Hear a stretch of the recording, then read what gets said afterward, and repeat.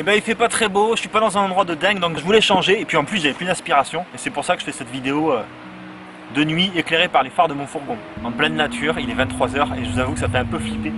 Enfin bon, bonjour à tous et bienvenue dans ce journal nouvel de bord. Dans ce nouveau journal de bord, numéro 12 et numéro 13, voilà.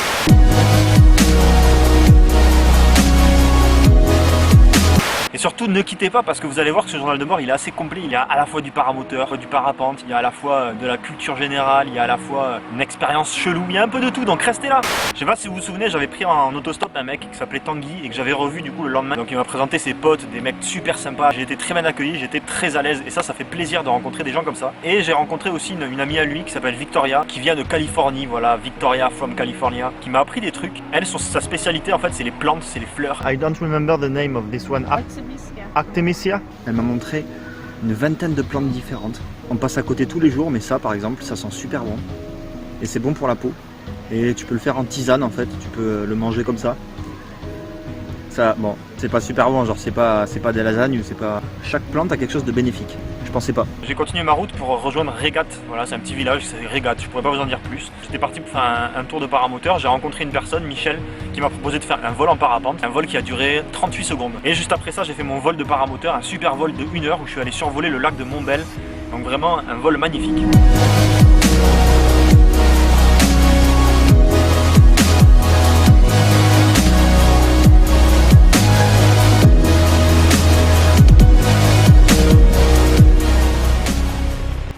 Et Michel m'a dit que le lendemain il allait faire un vol sauvage. Donc un vol sauvage, tu montes une montagne, tu trouves un endroit où tu peux décoller et tu décolles. Donc je l'ai suivi et j'ai fait une petite vidéo où je me suis envoyé en l'air avec Jacques et Michel. Et je suis sûr que vous êtes tous tombés dans le panneau. Je vais voler avec Michel et Jacques. Michel je l'ai rencontré hier au déco de paramoteur. Donc je fais la randonnée avec Jacques et Michel.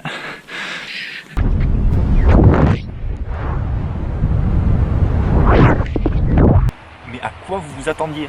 Et ce vol en parapente, c'est vrai que je ne l'ai pas spécifié sur la vidéo, mais je l'ai fait à Vic-de-Sauce. Voilà, c'est un village qui s'appelle Vic-de-Sauce. Un nom chelou, certes, mais un nom quand même. Quelques jours après, j'ai continué ma route pour rejoindre complètement le sud de la France, dans les Pyrénées, et je suis allé visiter Font-Romeu, le four de Font-Romeu plus précisément. Et donc du coup, je propose d'en savoir un petit peu plus sur ce four. Donc c'est un des 2 plus grands fours solaires du monde, d'Europe, ça veut dire que c'est le 2e, sinon ils auraient dit le plus grand. Son fonctionnement est très simple à comprendre en fait. Le soleil va se refléter dans chaque miroir que vous voyez juste en face et chaque miroir va renvoyer donc les rayons du soleil sur ce grand mur de forme sphérique ayant pour centre ce bâtiment là. Et tous les rayons du soleil qui viennent se refléter contre ces miroirs et qui atterrissent en un seul point sur une cible de 40 cm de diamètre correspondent environ à la puissance de 10 000 soleils. Donc autant vous dire qu'il vaut mieux pas y mettre sa main. Je pense qu'il doit se faire des bons barbecues ici. Donc ce four a différents avantages. Par exemple, on peut obtenir en quelques secondes des températures supérieures à 3500 degrés. Ce four permet d'obtenir des brusques changements de température et donc de tester les différents effets sur des matériaux, donc dans des conditions extrêmes. Bon, il se met à pleuvoir, moi je vais rentrer. Donc c'est une visite plutôt courte, je rentre pas dans les détails. Mais c'est juste pour vous expliquer ce qu'on peut faire avec le soleil. Et c'est dingue de savoir ce que l'on peut faire avec des miroirs. Et j'ai commencé à... Vous avez entendu ce bruit ? J'ai commencé à longer la côte méditerranéenne pour remonter et je me suis arrêté à Grumissant. J'ai rejoint JP, un pote. On est allé sur une plage tous ensemble. Une plage complètement perdue où il fallait une demi-heure pour y accéder dans le sable pour aller voir des kitesurfers. C'est la première fois de ma vie, moi qui pratique la voile, que je voyais des kitesurfers. Je voulais déplier ma voile de parapente mais il y avait un vent monstrueux. Mais je me suis quand même bien amusé parce que c'est une plage en fait, une grande plage de sable toute plate où tu peux aller dessus avec le fourgon parce que le sable est bien tassé. Et du coup tu peux bien t'éclater, c'est rigolo. Voilà, ça fait un peu Paris-Dakar un peu. Je me suis un peu senti dans l'âme d'un pilote dans les dunes du Sahara.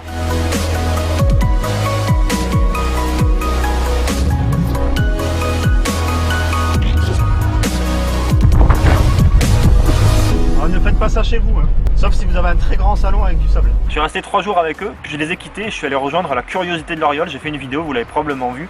C'est un endroit un petit peu bizarre. La bouteille d'eau remonte la pente et se casse la gueule dans le gouffre. Enfin, je vous conseille d'aller voir la vidéo parce que c'est chelou tout simplement. Toutes les vidéos, je les mets en dessous, hein. Je mets un lien en dessous, vous connaissez la démarche maintenant. Et après avoir été à l'Oriole, j'ai rejoint le Cap d'Agde. Ne dites pas que vous n'avez pas une petite idée en tête, hein. Le Cap d'Agde, c'est connu pourquoi. Je vais essayer de voir si je peux rejoindre une plage naturiste. Parce que je n'ai jamais fait, je voulais tester juste pour voir.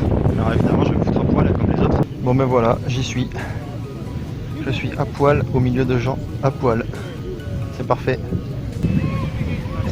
En fait ça va, c'est pas gênant. C'est pas gênant parce que tout le monde est à poil, donc tu passes inaperçu. Il y a plus de mecs que de nanas quand même. Les hommes sont moins pudiques. En fait je crois que je suis dans la zone homo parce qu'il y a que des mecs et ils me disent tous bonjour parce que je suis tout seul. Alors je vais partir. Bon mais ça y est, je viens de passer 1h30 sur la plage naturiste. Ça fait bizarre. Et au final ça va, on est assez à l'aise puisque tout le monde est à poil donc. Par contre on les reconnaît, c'est les habitués, hein. Ils sont bronzés partout. Voilà, c'était une petite expérience à faire. Et voilà, je vous avais dit que cette vidéo était assez variée, assez complète. Il y avait de tout. C'est ça qui est bien, c'est qu'il y avait de tout. Voilà, il n'y avait pas que du parapente, il y avait vraiment de tout.